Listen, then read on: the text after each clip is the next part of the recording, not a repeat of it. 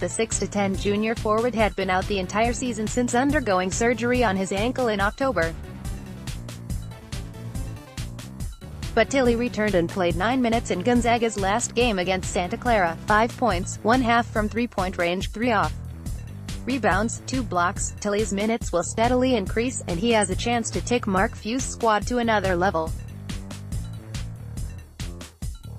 The junior is a versatile scorer that shot 47.9% from 3 last season. This, along with his offensive rebounding and passing abilities, could make what is already the where Tillie's return could be most important is on the defensive end.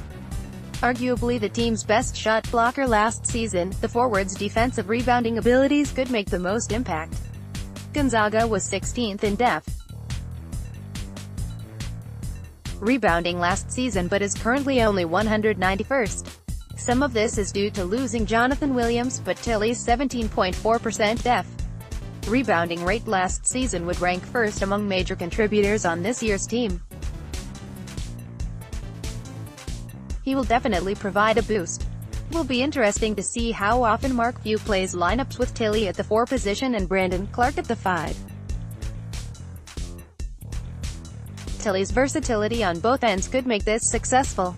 Credit to Gonzaga Bulldogs Lamonte Turner. Tennessee Turner underwent shoulder surgery in the offseason and came back to play 3 games in November.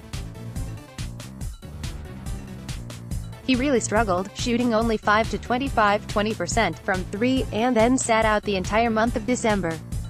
Coach Rick Barnes seemed to conclude the junior had rushed back too soon and needed more time to recover, get back to form. Turner returned in Tennessee's blowout victory over Georgia, scoring 6 points but going 0-3 from downtown.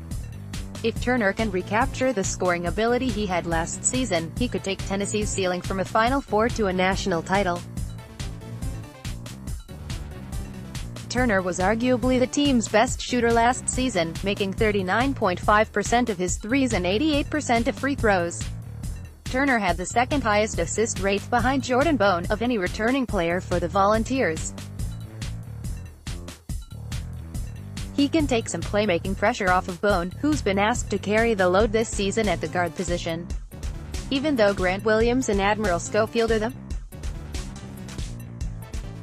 Turner had 4 games with 20-plus points last season, and if he gets hot, he's capable of winning Tennessee a game in the NCAA tournament.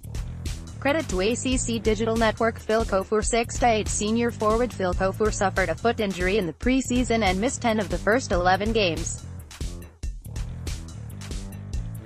Since returning, Kofur has averaged 24 minutes, 10 points, and shot 50% from 3, 6-12, over the last 3 games.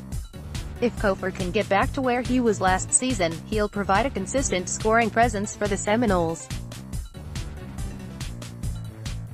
Kofur was among Florida State's best shooters last season, 37.5% from 3.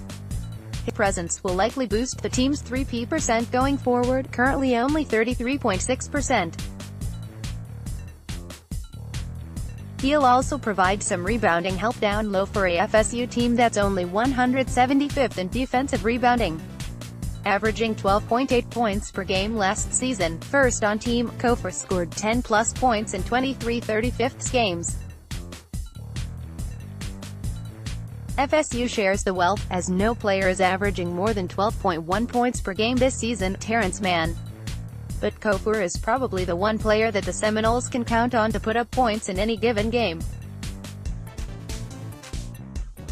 Credit to ACC Digital Network. Lyndall Wigginton. 6'2" sophomore guard missed 10 of Iowa State's first 11 games with a left foot strain, but has returned for the last 3 contests. Upon return, he's averaging 13.3 points per game and shooting 34% from the field, 19% from 3. He's looked pretty healthy but clearly isn't sharp yet.